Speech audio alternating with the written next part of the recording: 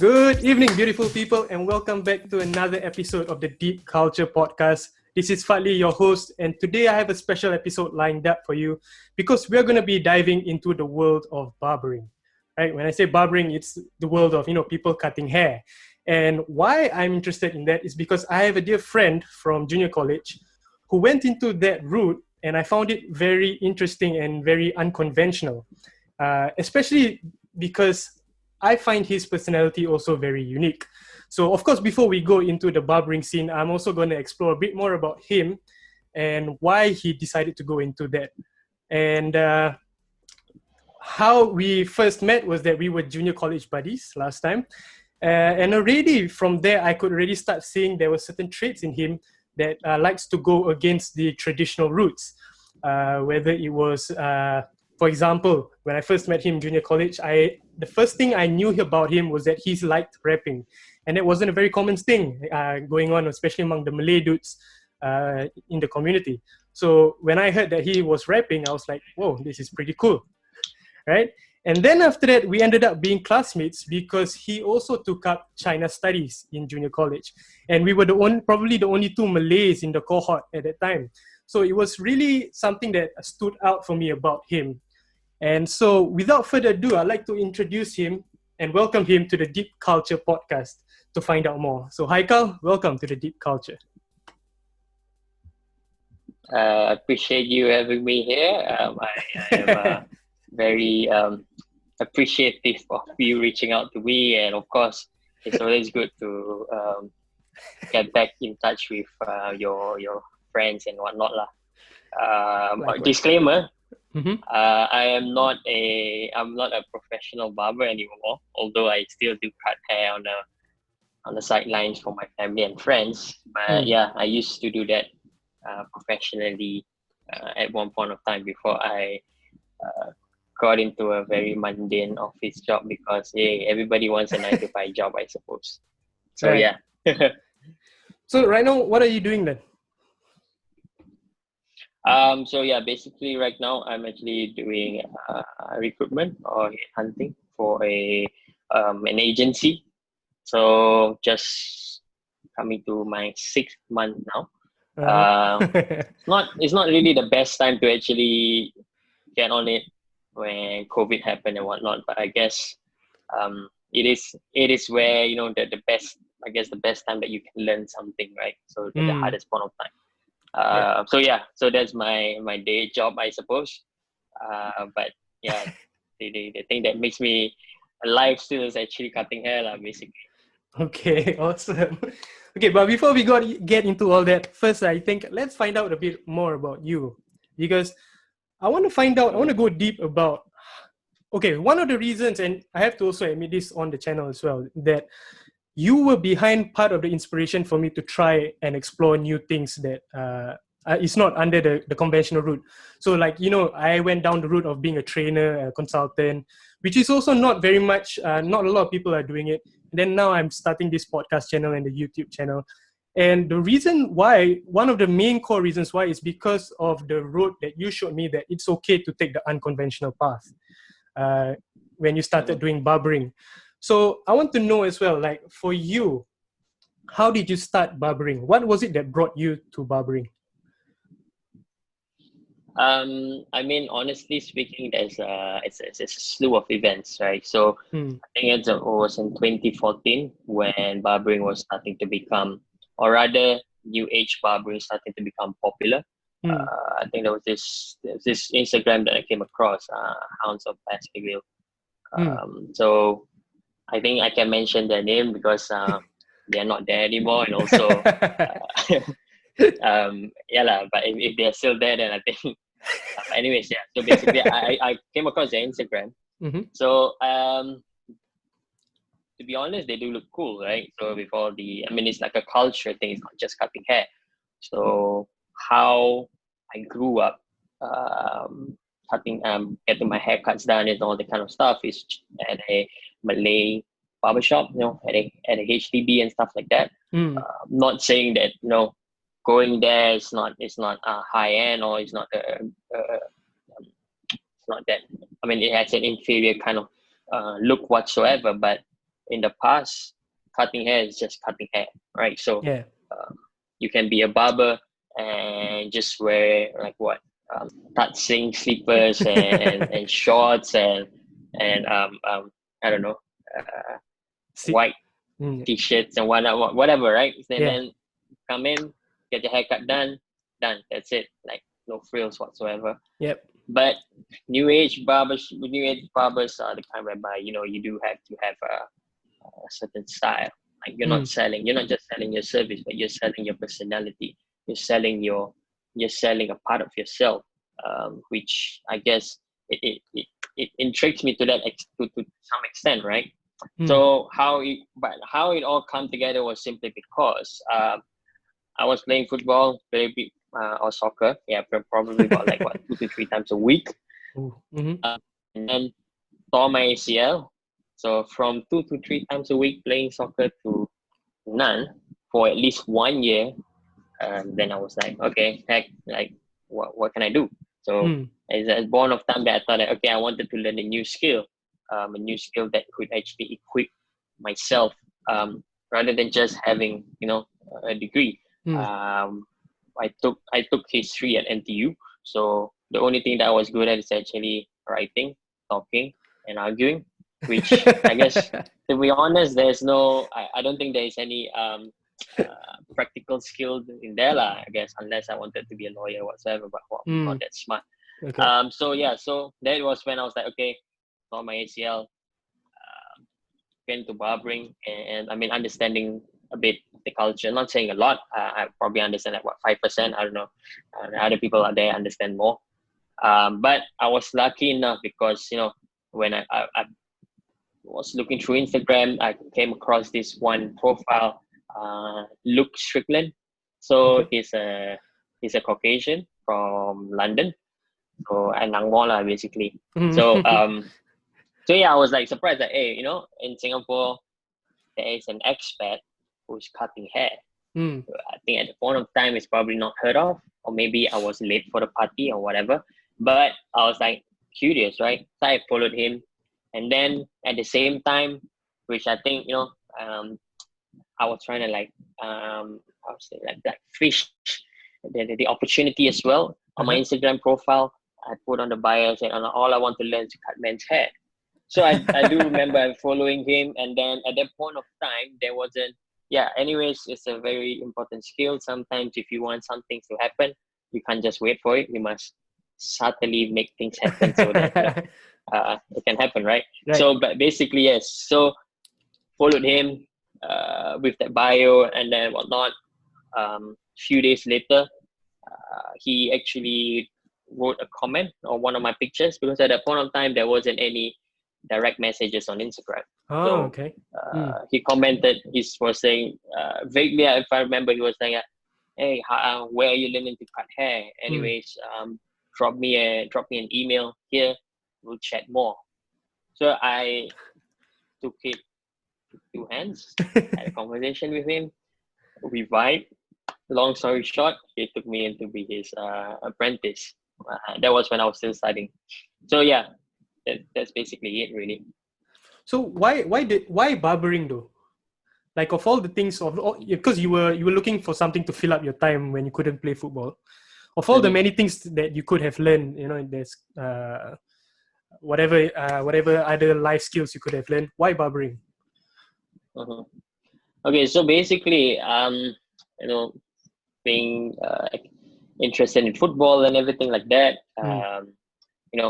with football comes hairstyles, right? My favorite player was David Beckham, not because of how he plays, but just because of how he is as a celebrity. Right. But yeah, so it is naturally you will get drawn into the fact that you want to look like whoever, right? So like I remember when Cristiano Ronaldo just joined United, and then his hair is as such whereby there's some like a fringe falling down or whatsoever, and then I tried to follow that kind of stuff and whatsoever, right? So but I always go to this kind of like usually either barber shops or salons lah.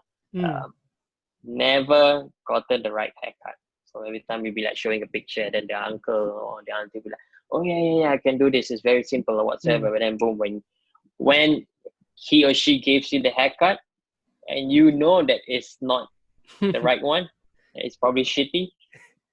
He'll try to sell it to you by saying, oh no, yeah, this is how you want it. If you style it like this, like that, whatever. So the worst is if, let's say, that person cuts it wrongly, they put a lot of hair product on your hair, like really put loads of it. Go back home, wash your hair, see how the shape looks like. If you cannot recreate that style or whatsoever, more often than not, that person has cut it wrongly. I mean, that's how I see it. So I saw that as an opportunity to fix a problem, because if I'm facing the problem, all my other friends are facing the problem as well. And the thought was just, learn how to cut hair and then go to every halls, in NTU and cut my friend's hair. That was really the thought of like trying to be a solution to a problem, basically. So yeah, that is it basically. So it initially started off as a business idea to help other male house members to get proper haircut. It wasn't honestly, it wasn't even a business idea. At the point of time I was thinking, man, if I know how to cut hair well or whatever, I'll probably charge $5. Okay. I was thinking like charging $5 to give them a good haircut, so like, you will be like you'll be referred to as the guy to go to for a damn nice haircut or whatsoever, right?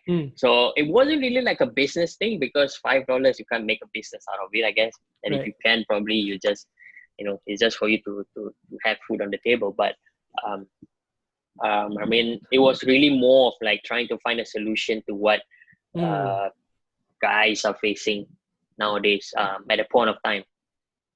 So yeah, so that was it lah. Then after that, things develop. Money becomes the thing. Yeah, things develop. Yeah, you're right. Yeah. Okay, so from that point when Luke contacted you and you were vibing with him, how long did it take for you to learn about barbering, or learn barbering skills for that matter, before you could actually start cutting hair? I mean, I wouldn't say I would know everything, right? But I do remember the first time when I'm actually taking a paying customer, which means someone who can just walk in or someone who can just book an appointment online without me knowing who that person is. It was probably 8 to 10 months. I think 10 months since I first started, which is, I think it was really a long time, because I do remember at the point of time there were other places that were giving a lot of like courses or whatnot, which probably like spent up to 3 months or 10 weeks, I'm not sure. But yeah, so the way that Luke taught me was that I needed to be patient. And even at that point of time when I was when I started to take paying customers, I wouldn't say I know everything.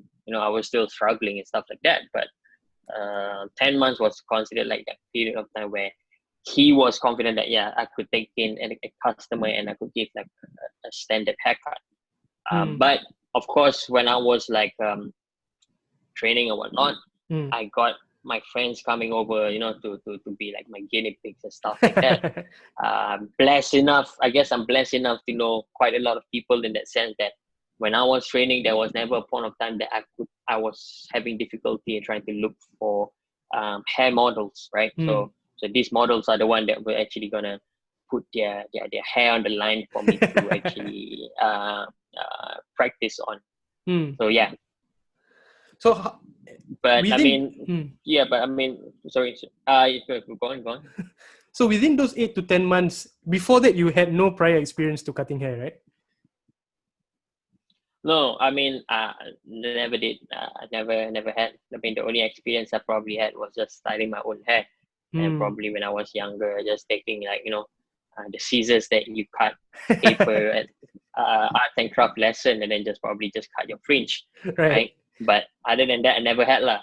It was really from scratch when Luke took me in to be his apprentice. So what was it like?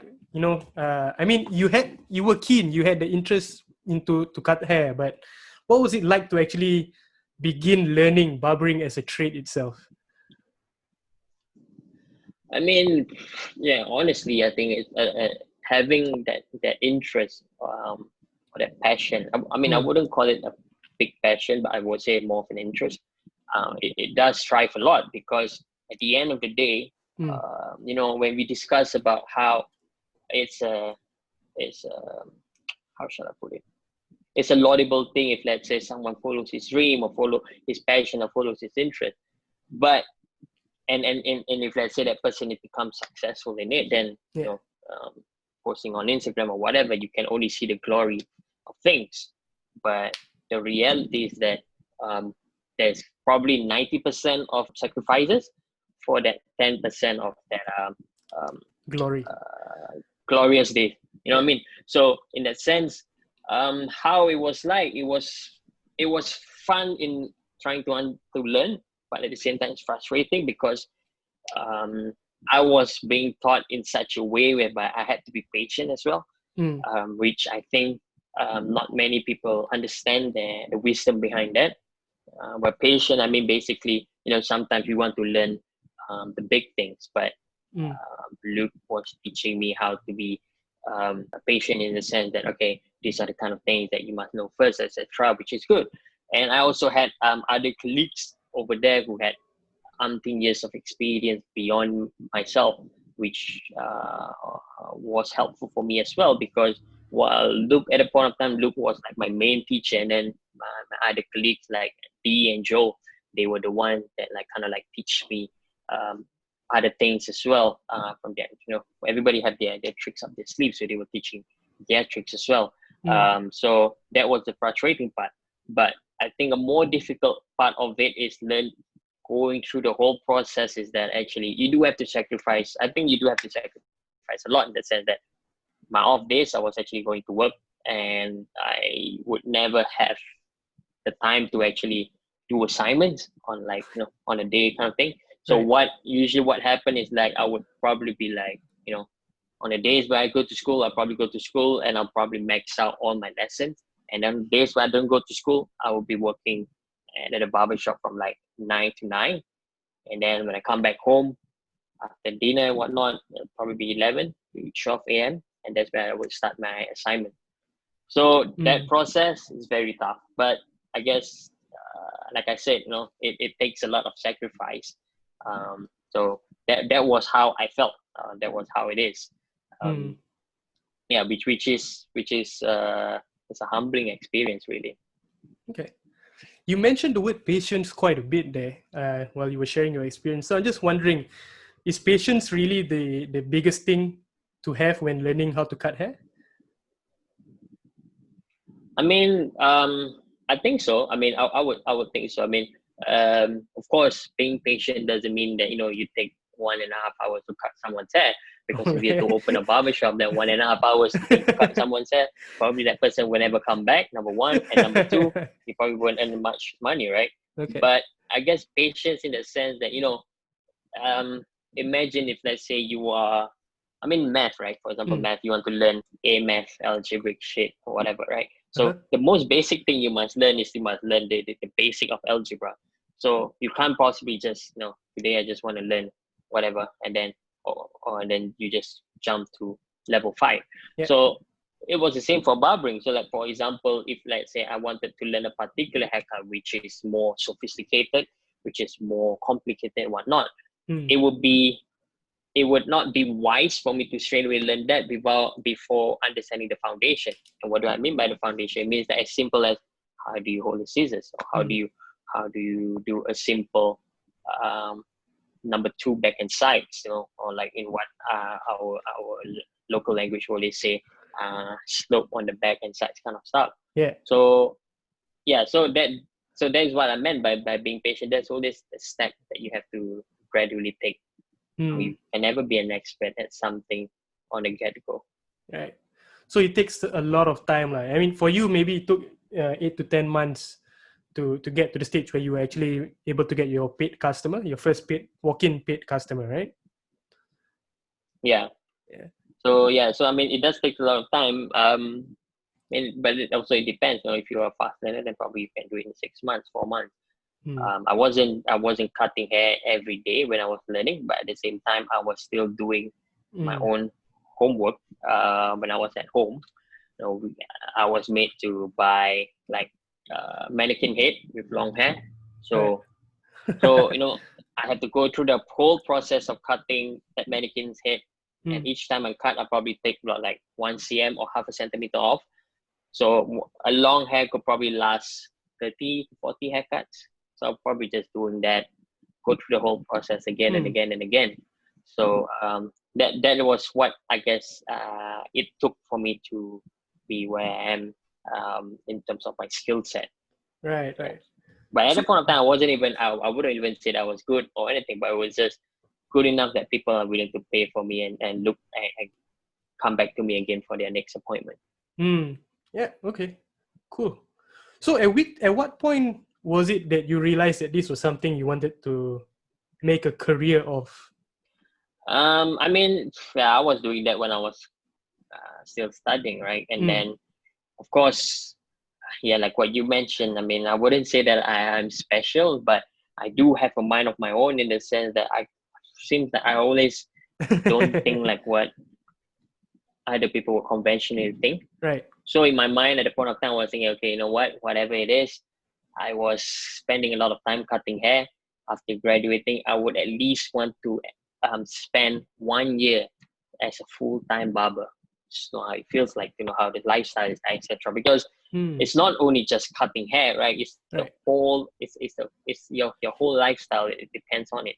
So in fact, I took 1 extra year at school simply because I could actually free up my weeks more. So if you are at school, then you have to pick your modules. If you want to finish faster, you can actually cram your timetable, right? Right. I actually free up more, opposite of what usually people do. That I take 1 extra year just so that I can continue to cut hair. Mm. I got quite a stick from my mom about it, but I think now she understands why lah. Okay. Yeah. So yeah, yeah. So that's how it was for me really. And then Mm. after graduating, I did it for like 1.5 years before I thought that, okay, now let's try to get a conventional job and see how it goes. Okay. You touched on getting a little bit of stick from your mom. So my Yeah. question is, and I kind of understand, because for me, when it comes to doing something unconventional as well, it's also like you get stick from people around you, right? So how did you take it? Those moments when you received them. Mm, I mean, honestly, for me, it wasn't that tough because the only thing that was concerning me was my mom. If it was somebody else or whatever, I Mm. couldn't care less. I genuinely have this kind of thinking whereby I don't really care what people think of me, Okay. and except for those people that matters. So like the only person that I had to like um, handle, so called, it was my mom. Mm. But I did tell my mom, okay, I'm still gonna finish my degree. I'm just gonna do this, and if something goes wrong, there's always things to fall back on, right? Mm. Like a fallback plan. Right. Of course, it wasn't the ideal choice for her, I suppose. But when you're doing it, you're bringing the money, and then she could see that the stability is there, whatnot, and plus when you cut hair, you do get tips as well, blah blah blah. You give her quite a chunk amount of money every month. I Mm. think that's where she's like, oh, okay, you can cut hair all you want. So yeah, so that was it. Honestly, for me, it wasn't that difficult. It was more of Mm. just having to adapt to the whole lifestyle and things like that. Right. So because the thing is, okay, I understand where people think that barbering is considered like the unconventional route, because I also the way I feel is that very few parents have the idea that they want their children to grow up to be barbers, for example, right? There are certain professions Mhm. that parents see as the ideal kind of profession they want their children to be in, but barbering is not one of them, right? So, like, would you say that barbering is deserved of that kind of status, of that kind of stereotype, or is it really just a matter of, if it sustains you and you're happy doing it, then it's totally fine to continue Mhm. doing barbering? I mean, honestly, I mean, it has a lot. it has a multiple factors behind that, right? So if Hmm. you're talking about whether it has that kind of status whereby it is much referred to or respected or whatnot, Hmm. it really depends on the society and also the generation, right? So Right. of course, I wouldn't say that being a barber is bad, being, let's say, a doctor is good or whatsoever. Hmm. It really boils down to the fact that at that particular generation or at that particular era that you're living in, like what kind of work that is being respected. So take it Right. for example. Um, I mean, as a historian, so I think I must know this, but if I get my facts wrong, I apologize. Uh-huh. Now, at that point of time when Alexander the Great was was living, the Okay. highest stature of a human being is someone who actually studies philosophy. Hmm. So, if I'm not wrong, Aristotle was a philosopher and it was his teacher, so someone who was looking after him and stuff like that. So, Right. he was revered as someone who was like the highest of them all. I mean, in today's society, if you say, "Oh, what do you study as a degree?" I took philosophy. Everybody will be asking, "Well, how are you gonna make money with that, right?" Now, I'm Hmm. not saying that philosophy is bad. I have respect for every different kind, but what I'm trying to portray here is that every generation has a different focus. Hmm. So I think that the kind of generation that we are living in, or the kind of era that we are living in, is as such whereby, um, you know, being a doctor is respected, being a lawyer is being respected, and stuff like that. Right. Uh, Maybe there's that um, tendency to gloat or to boast. If let's say, Hmm. oh, my son is doing this, my son is doing that, oh, my son is I don't know, or my daughter is this and that, whatever not. Yep. But honestly speaking, for me, uh, it, it it didn't matter, because at the end of the day, if whatever that you're doing is actually for a good purpose, right, Hmm. then it should be respected. You know, if you're doing quite a laborious job, but if the laborious job meant that you're actually helping people Mm-hmm. who don't really get the help, then I think that should be respected.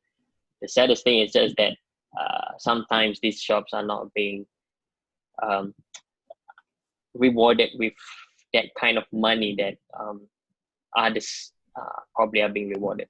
Right. So yeah. Do you think that it deserves it though? Like, do you think that barbers actually deserve a lot more, um, what's the word? Glory in a way? I mean, I wouldn't say barbers should be glorified, Mm. because we barbers are just barbers, right? Like, barbers aren't celebrity. Okay. So as much as there's a lot, I mean, in this Instagram and whatever not, you have barbers with thousands and thousands of followers, whatever. But at Yeah. the end of the day, we are just some who cuts hair. But of course, definitely, it is still a profession that should be respected, because if you think about it, right? Mm. I mean, if you go to a barber shop, I mean, from a guy's perspective, right? Usually, and girls, please take note of this. So if you want to follow your boyfriend, your husband to go to the barber shop, please don't. So they have their own time with their barbers or whatever, not that they can talk freely, right? And it does not necessarily mean talking behind your back, but it was more of like just having someone that you can talk to, like a therapist or something, right? Mm. I think that's one thing, like especially in this day and age whereby everybody's really busy, everybody's really stressed out, their daily kind of life. Barbering is, I think, going to a barber shop is like as if you're playing soccer, right? You spend that time just living whatever problems or whatnot outside of the barber shop, and then go in and just talk about anything, right? Um, Mm. so I think that in that sense, I think it is quite a respectful job. It doesn't just mean that you're getting a haircut done, but it's a connection that you're building. Yeah. And on the other hand, I always say, um, haircut to men is like how makeup is to women. Whoa. So That's uh, nice. what I mean is that, yeah, what I mean is just basically, there's always this kind of situation whereby a guy comes in, he doesn't know how to groom himself well, and it to some it may be a natural thing. Okay, we know how to look good, we know how to style ourselves in such a way whereby we can look the best version of ourselves, right? When we go out. But some, they really just have no clue, no idea, Right. but and then like, for example, like a lot of people are saying, oh, my hair is really terrible, my hair is shit, I do not know how to, I can't have a really nice haircut and stuff like that. But when you show them, actually, if you know how to cut their hair proper, and then you show them exactly, it can be done. It'll be like a first step to greater things, right? Like someone who's, for example, someone who has low self-esteem, but they don't realize that actually just by a simple haircut, they can look 10 times better than they usually do. Right. And that is when it can grow up to bigger things, right? So, so I think it is, well, it's not something that it should be glorified, but it is something that should be respected much more than how it is currently respected, in the right way. Right. Because also, I agree with you, and I think that something's changing in the landscape of this generation, at least, where it's not just, when I asked you the question about them being more respected or glorified, right? It's because I think now more than ever, with the progress we've made in the society, people also have this need to look good, right? With social media going on. Yeah. So, I mean, if you look at it just a generation ago, our parents probably, their hairstyles were either, long hair with the ponytail maybe, side comb, center parting, flat top, botak. All those were the typical hairstyles, but there weren't so many different types of hairstyles. I'm sure there's a lot more There's now. no Right? choice if you botak. Yeah, but one thing, we don't have a choice now. I mean, all men will face that. But yeah. Yeah. So I think that's what's happening in this current age. And so what do you think is bringing about this whole wave of new barbering sensations going on in Singapore? Because I'm seeing it pop up in all kinds of places, like Pasar Malams now. Also, they also have barbering sometimes. Haji Lane is full of it. Yeah. So it's funny, like certain normal places are suddenly popping up, and then you got under the blocks also they're offering gentleman haircuts, for example. So maybe you can explain to us something about the new wave, but also like what is it that you mentioned as well was a new age of barbering as compared to the old age? What's the difference, maybe? Okay, I guess, first I think there's two questions to that, right? So first, like, how come they started this new age or whatsoever, right? Right. Again, disclaimer, I stopped cutting hair professionally. So if any barbers out there is listening, if I say anything wrong, please don't kecam me or don't blame me. Just trying my best. But anyways, yeah. So I think, honestly speaking, I think it's pretty much the same like how I got into barbering, right? Because I thought it was cool, right? Like, man, I didn't know that barbering can be so cool. Like last time just used to be like a space, and then having chairs and mirror, and then just your barbering kit. Right. But now it's more of like a lifestyle. It's more of like a scene, like you can go to a particular barbershop, and then this barbershop gives you that like rock and roll kind of vibe. And you go to another barbershop, and then this barbershop gives you that kind of hip hop kind of vibe. So it is more like how the culture is like in general. I think that's one thing, how it became popular. And then secondly as well, and I'm of course I don't have any studies to back that up. Or maybe I did, but I did in one of my assignments, but I forgot what was my argument was. But basically, what I genuinely think what it is, like, just barbering is just another avenue or form of expression, right? I mean, if you look at the demographics, right? You look at the demographics of things and all that kind of time. Barbering is much popular amongst the younger generation nowadays, right? You probably won't see someone in their 30s or in their 40s jumping into barbering as compared to in the past. In the past, if I remember correctly, someone may have a shop, and then they just need barbers to work, and then someone who's like, okay, you know what, I just got retrenched while waiting for a new job, can I just cut hair just to make a couple of bucks each day? Then you get someone in their 40s or 50s, whatever, just getting into barbering. Mm. Because the concept of a barber shop is that if there are more barbers, you make more money. That's Okay. just it. But currently, right now, the trend is that like you get to see younger generation, like you get to see people who are studying, but at the same time they want to learn how to cut hair. Maybe 17, 18 years old. I do know a few people who are like that. Mm. Um, and perhaps they just want to make a mark in the society. And what do I mean by that? It's just like, being a barber is like, if you're good at it, then that means you are important to someone's life, right? So Okay. you want to make a mark in the sense that you want to make a difference. So I genuinely think that is what some of these people feel, especially if you're getting these kind of people where they feel that they don't belong in any stereotype, like man, I don't belong in a 9 to 5 kind of job, but at the same time I don't belong in a kind of like a normal maybe uniform group kind of job as well. And where do I belong? When Mm. and they figured out maybe barbering is the kind of thing that they like. So I think that is why it became popular again. So genuinely, I think if you can find a 20-year-old or a 19-year-old who wants to learn how to cut hair, and Uh-huh. he actually goes to a HDB barber and learn and tell that person, hey, I want to learn how to cut hair. Man, he's probably one in a million, man. I want to meet him. Because usually people like that age who wants to learn how to cut hair, straight away they'll go to the kind of new age barber shop and try Mm. to get try to learn their trade there. Right. So what's the you said new age barbershop? What do you mean by that? What's the difference between the new Okay, age and the so traditional one? in a simplistic way of putting things, if you see a barber shop that charges $10 per haircut, Uh-huh. those are the ones that you grew up in. Uh, but then there are those barbershops that probably just charges around like 30 upwards. Then Yeah. that's a new age barbershop.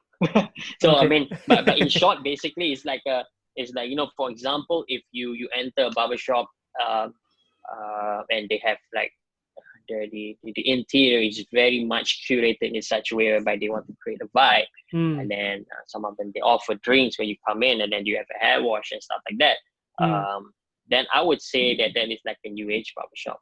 Okay. That includes the kind of services that they do as well. Maybe pretty much the same, more or less, but it's the way how they do it, right? Like if you go to a $10 kind of barbershop, Mm. the reality of things is that money is, or rather time is money. So if I go to a $10 barbershop, um, perhaps possibly the barber will want to cut my hair as fast as possible, Yeah. so that maybe in an hour he can cut 3 haircuts, so he can get $30. But if let's say I go to a $30 haircut, he wants to make it like more of like an experience.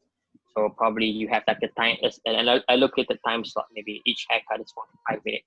So all that kind of stuff, I think the finer details, which makes a lot of difference. That's what it means.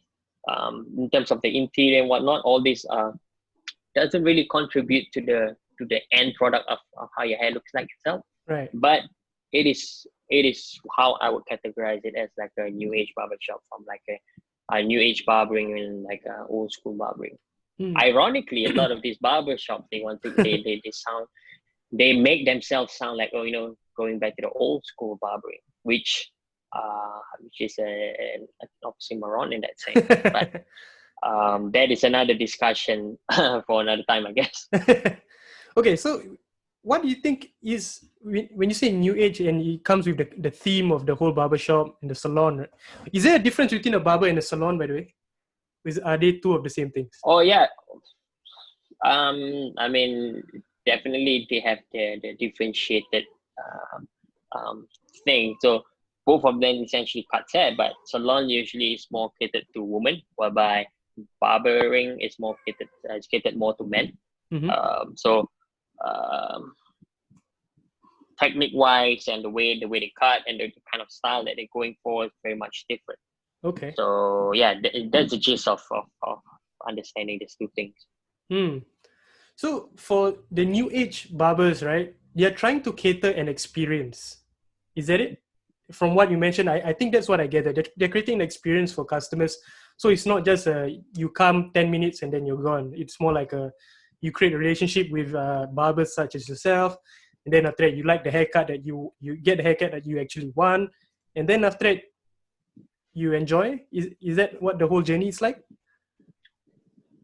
Yeah, so I mean, I mean, I think what you just mentioned is spot on. Like, it's like creating the whole experience so that at the end of the whole life, I know, this is like a good feeling that I'm having, right? And coming to this barbershop. So I will visit this barbershop 1 month from now. So it becomes like what I mentioned earlier in the discussion, that the barbershop becomes like a sanctuary for a guy to come in every end of the month to, I don't know, unwind and just be themselves and forget about the stresses of life. So yes, you are right in that sense. So they are trying to focus a bit more on that. So hence why you do get people having to, you, as much as possible, you actually book your time slot, etc. and whatnot, and then that whole, let's say, 3 to 4 p.m. that is that whole time slot, that barber is all yours, rather than just going to a $10 generic barber shop and then they just want to go through your haircut quickly because there's someone waiting on the line. Okay, got it. So this is one of the things that I personally find, I'm not too sure where I stand on it yet, because I don't know whether it's a case of depending on one's financial ability, but I'm not sure if a haircut, for example, is worth $50, $70. So maybe for me, my question to you would be like, what is it that makes it worth almost 5 times, 6 times the amount that a normal traditional barbershop offers? I mean, the experience is one thing, but what else is there? Maybe as a barber's perspective that you can share with us. Oh, this is a very sensitive topic, I suppose. Sensitive. So you can actually break. Yeah, but I mean, I mean, everybody's trying to understand it as well, right? But if you try to really dissect the whole issue, it boils down to this, right? I mean, at the end of the day, if I were to go to a $10, I mean, for me, right? If I were to go to a $10 barbershop, the technique that I use and everything will probably be the same, right? Based on how I cut. But perhaps the difference would be I talk less, I make less relationship. I just try to get my haircut done as fast as possible so I can just move on to the next one, right? So, I mean, I'm not going to touch on the different skill sets or whatever or not, it may rattle some cages, but there is a reason why I wanted to learn how to cut hair to begin with, because I always go to a lot of these places and then they don't give me the kind of exact haircut that I want. But in general, the difference really lies in craft that you put, right? So, I mean, let's put it, for example, right? For me, if I'm learning my craft, I'm learning it properly and stuff like that, right? If you as a client, you want to pay me like $10, for example, genuinely, I would think that that's too little, because for me, I feel like I have learned the craft or trained myself at such a level whereby you're not paying me for that, let's say 30 minutes I cut your hair, but you're paying me for that 7 years of experience or 6 years of experience that I've been having, right? For me, that's how I price my haircuts, right? It's like you are not, you're not just paying for that time, Like some people, for example, like they say, oh man, for example, like $50. How does $50? How do you charge $50 if let's say you only take 15 minutes to cut my hair?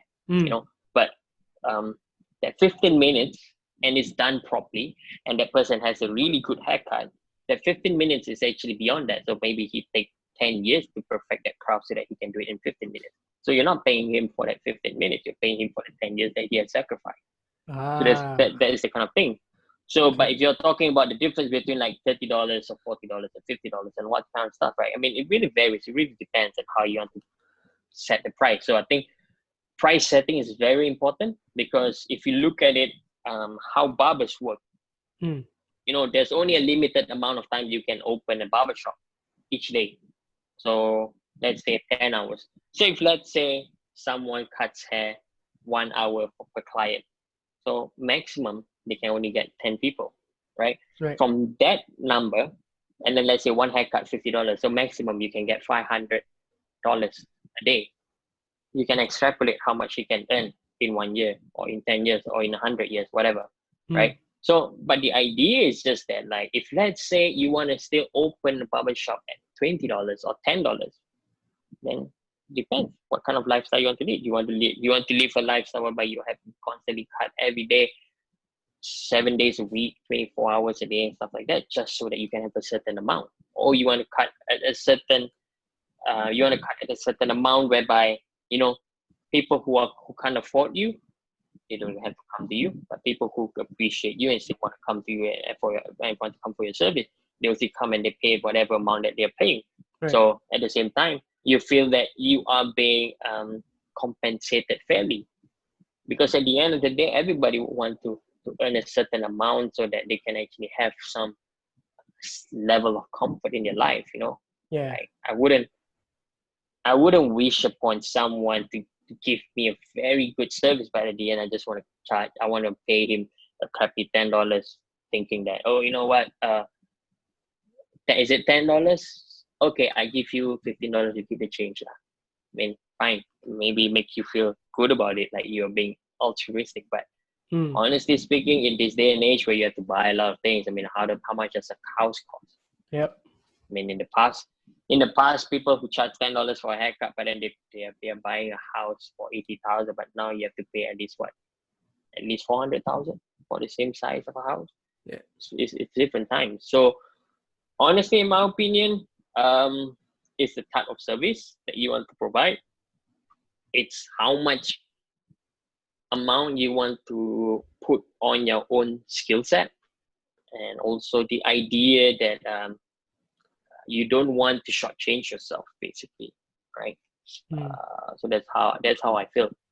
Although I think there's some cases, I mean, I'm not going to name names, but I do see there's some cases whereby barber shop, they open up and then they charge a slightly cheaper amount. I mean, more expensive than the $10 kind, but slightly cheaper than the normal new age barbering kind. And then they want to make it sound like, you know, we are barbers, we are doing it for how to say, like for passion and stuff like that. So we're not going to overcharge you and all that kind of stuff. Right.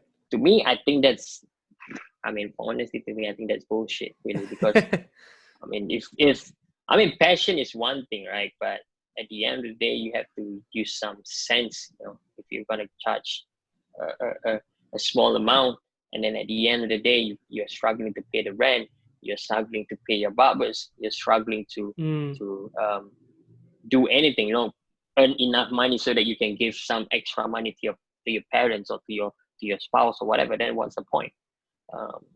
That's how I think. It has to make sense all around, not just about the haircut, just about everything else in general.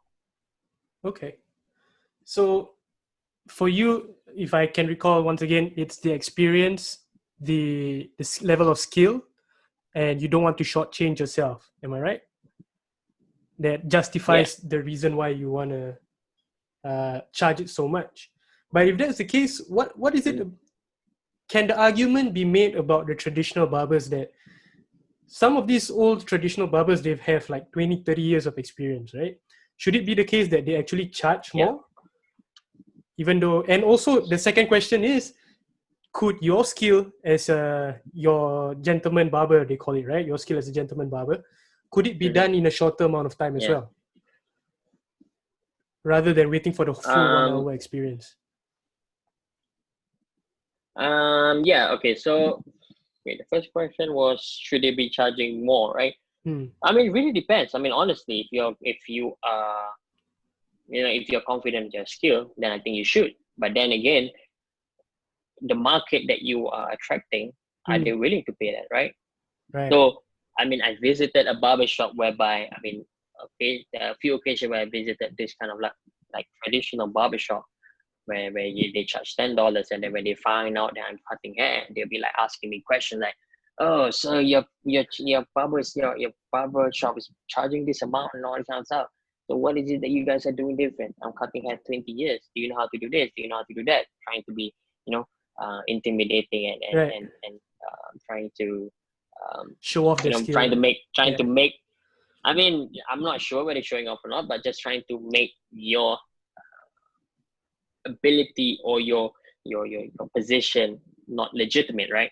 So basically trying to make it sound like so you're actually faking the people. But I mean, genuinely, I think that it's by all means, right? Like if they really feel that they're confident of their skill, then they should be charging the kind of amount that someone else is paying, let's say $50 or $70. I was working at a barber shop that was charging $70, and I was fully booked most of the time. Yeah, I think and I'm assuming that they have the skill set, right? So let's just assume who's on they have the skill set. So yeah, they should be charging, but but the kind of people that they are marketing to probably won't pay $70 for a haircut. Right. I like, for example, I still haven't cut my dad's hair because he's very comfortable with his friend, and to him he wouldn't pay 20 or 25 or $30 for a haircut. So is the market that you're trying to attract, the customer preference. Yeah, definitely. And about the second question, so the second thing was also we talked about the experience. So the experience, I think a big portion of the experience comes from the length of time you spend in the barber shop, right? So would you say that as a gentleman barber yourself, could you actually cut someone's hair in, let's say, 10-15 minutes like the traditional barbers can? I mean, theoretically, you probably can if you're really good at it. I had a colleague who was able to cut someone's hair really nice for 15 seconds. He got a bad review for it because to him, I'm paying $70 for 15 seconds. But to be fair, that guy wanted a last minute appointment, and then I think he was being selfish as well because last minute people still put you in. But yeah, it's possible. But having said that, of course, at the end of the day, like what we mentioned about in the beginning, that it was about experience, right? So the experience is that if you're paying a certain amount, you want to get like a preferential treatment, like a spa, basically. I mean, let's put it simply this way, right? You go to a spa, you can actually just buy the product, and then after you just put it on your own, and then 15 minutes, that's it. But why did that woman pay hundreds and hundreds to go to a spa? Because they want to pamper themselves, they want to relax themselves. It's an experiential kind of thing. So it's the same thing, basically. So to get a gentleman haircut, I mean, I wouldn't like the term gentleman haircut, but for the sake of general understanding, to get a gentleman haircut, you can get it in 15 minutes, but to have the experience, that full $70 or $80 experience of what you're paying for, it can't be rushed. It really cannot be rushed. That's how I feel it. Okay, got it. Wow, that's cool, man. Thanks for sharing that, Carl. No worries. So again, disclaimer.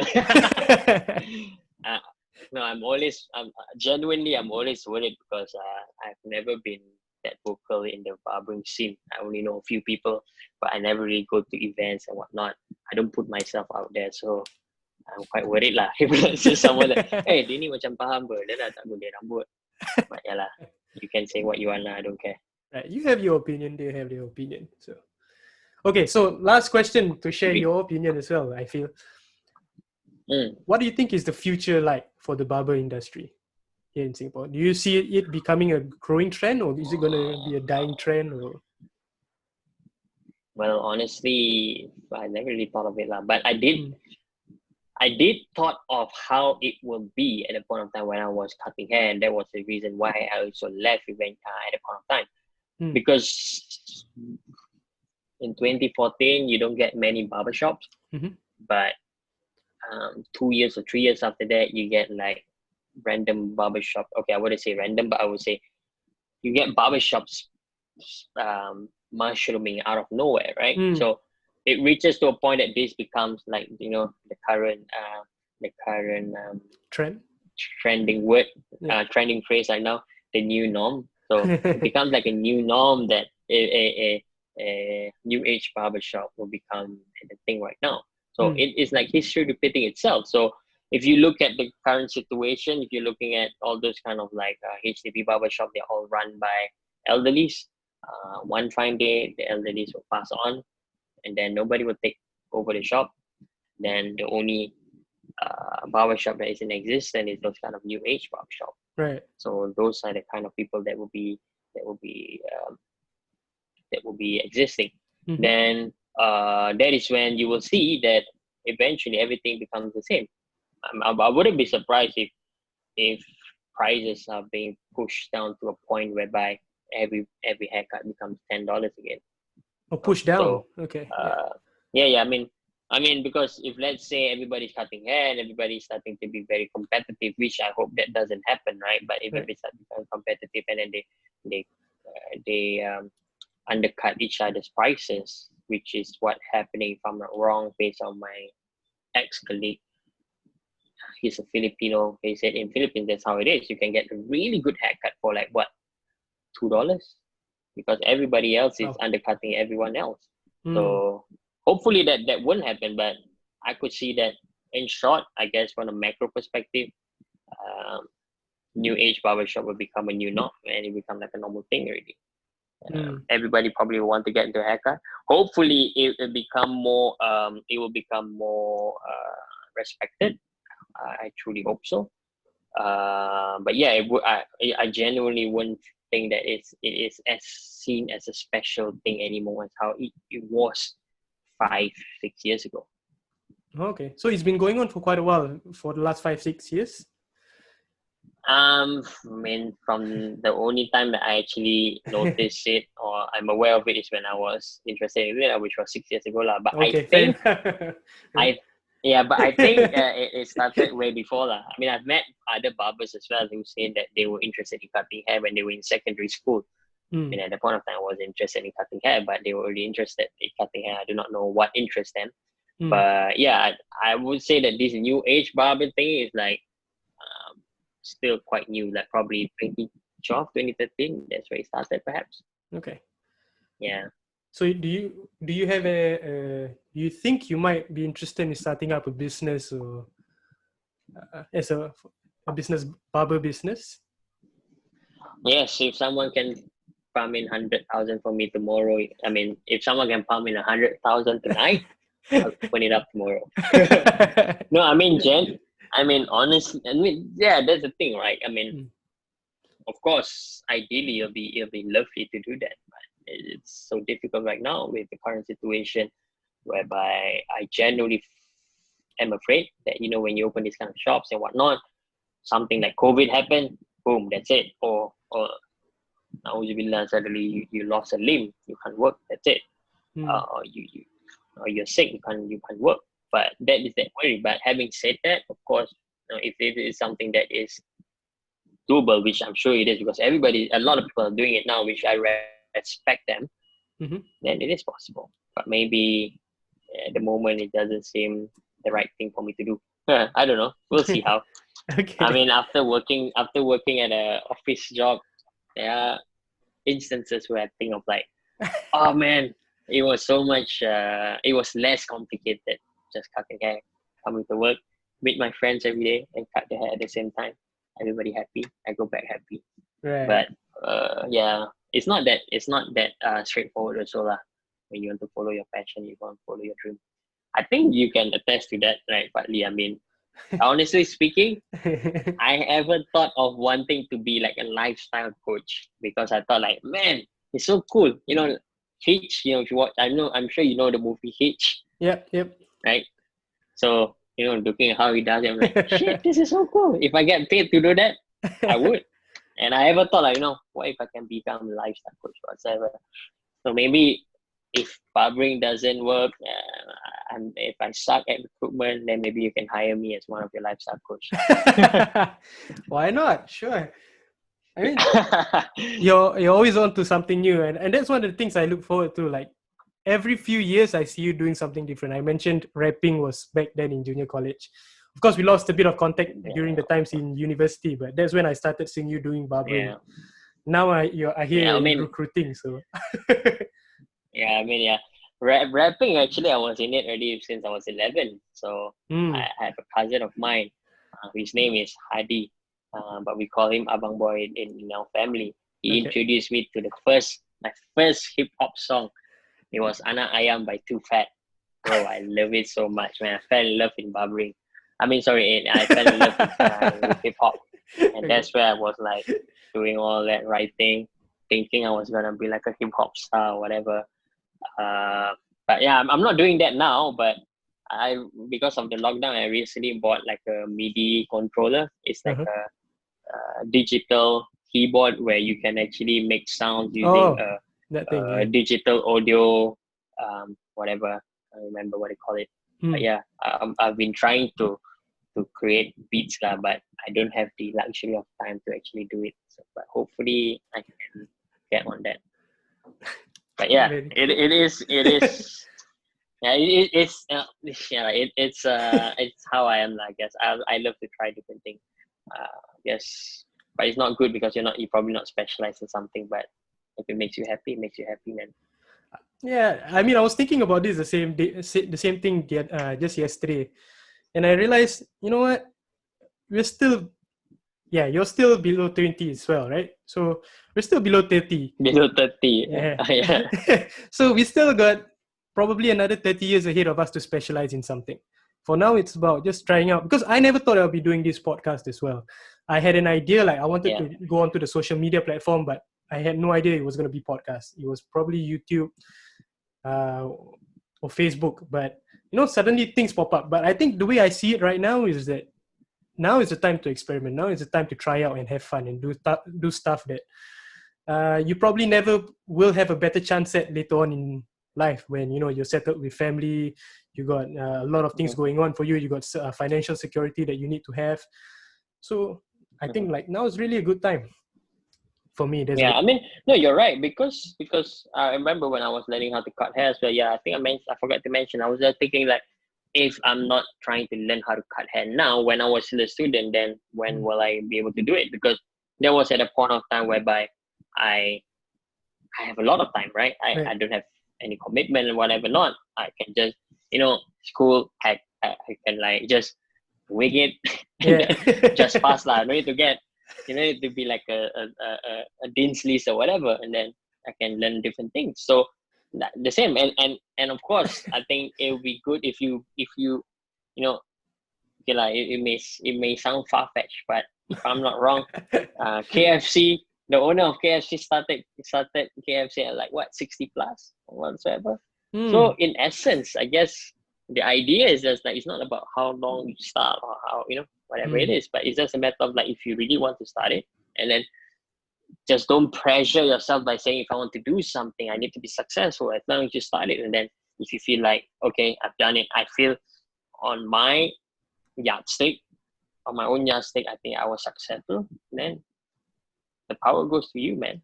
Yeah. Like for me, I think genuinely speaking, I truly respect you because like you are daring enough to try different things and whatnot, and then now you're dabbing into podcasts. And to be fair, the Fali I knew when I was in JC, you weren't that outgoing. Perhaps I was the one that is more talkative and all that. But then now you have to put yourself in this kind of situation, which respect. Like I think I spoke to you before, right? I mean, of of course, like I had the idea of how if I want to do podcasting as well. I had that idea, but I just did not know how to go about it and stuff like that. Hmm. Maybe we can discuss about it some other time. But the Potential. point is like you do no, but the point I'm trying to say is that you do put your idea into work, and that is a lot of people is lacking, and I think that is what that is making um, people like this differentiate from others who just have an idea and eventually they don't work on it. You know what I mean? Right. So respect, man. I mean, genuinely, I hope you'll be like Joe Rogan, get 100 million on stuff like that, and then after that, you can farm in 100,000 to my barber shop, and that's Deal. where that's where Settled. everything comes around. Yeah, man. I mean, just yesterday I was hearing another Facebook live stream.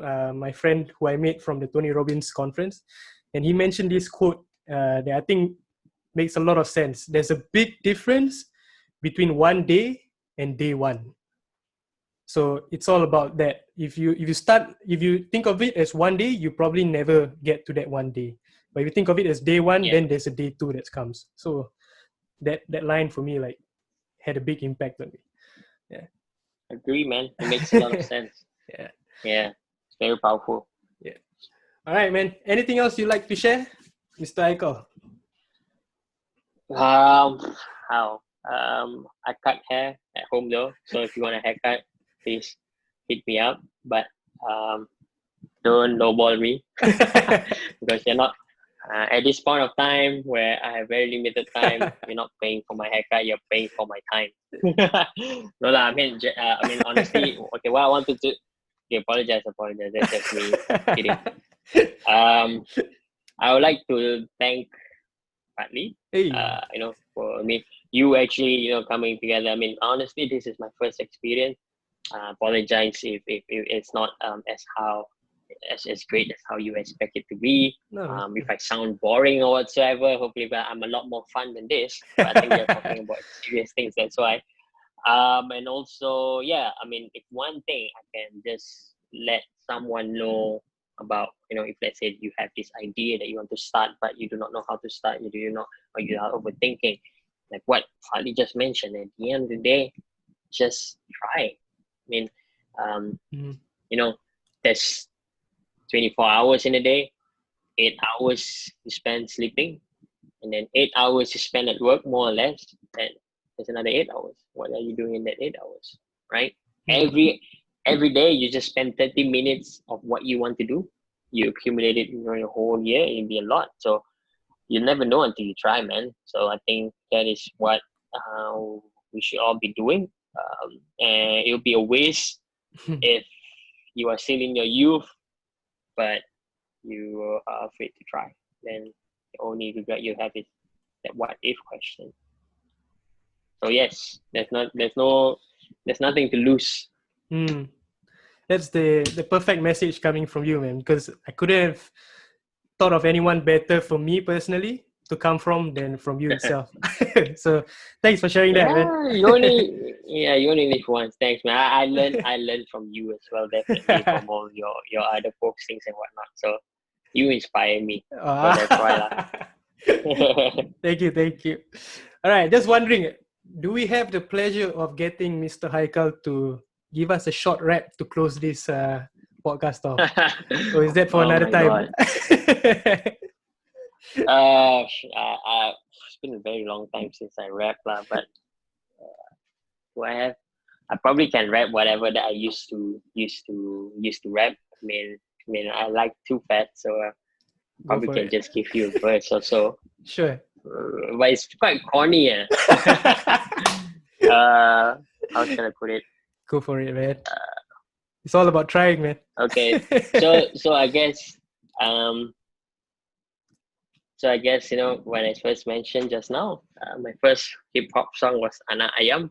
So I'm probably gonna rap you a few a few lines from Anak Ayam lah. So probably, yeah. It's awesome. Funny, man. Oh my god. How does it go? Now I'm gonna kick a little some fucking for the fellas and not the fat ladies with the necking overzealous and jealous of what they did was really the best one. And that's all I remember lah. I'm sorry to disappoint, guys, but I'm trying to be a producer and not a rapper anymore. It was good, man. Still got it, bro. Still got it. I'm getting old already. Yeah. All right. So I think before we end, I just want to say once again a big thank you, Haiqal, for coming on is one, but also for taking the time to share about this side of profession that we don't really hear about here in Singapore. It's one of the things that's growing, but you don't really hear it being discussed. So I thank you for sharing that with the streamers and the viewers who are going to be listening to this. No worries. I appreciate the opportunity, and also, guys, you go to your barber shop, please tip them, please this, please that, because man, you want the whole luxury experience, you better pay for it, man. Pay them extra. They work damn hard. They work 6 or 7 days a week just so they can earn extra money for their family. So that's how you can appreciate them. There you go. You guys heard it first from Mr. Haiqal himself. Yeah. All right. So with that, I think that about ends our podcast for today. Thank you once again, Haiqal. Appreciate it. No problem, man. And do you want people to hit you up? Do you want me to put down your info at the end of this? Honestly, I think I can probably take more customers, but yeah, you can. I mean, if I can't, I can actually point them to the right direction or whatnot. So I Okay. think that would be grateful as well, bro. All Appreciate right. that. No problem. All right. So for those of you guys who wants to hit Haiqal up, his contacts will be down in the description or at the end of this video on YouTube. So stay tuned. For those of you who have been listening, thank you so much for listening to the whole podcast. Don't forget to subscribe to YouTube. Don't forget to like us on Facebook. And what else is there? Oh, and support us also on Anchor FM. Right. So with that, Yes. thanks everyone. And I'll see you guys next time on another episode of the Deep Culture Podcast. Thanks, Haiqal. See you, man. Cheers, man. Bye. Bye.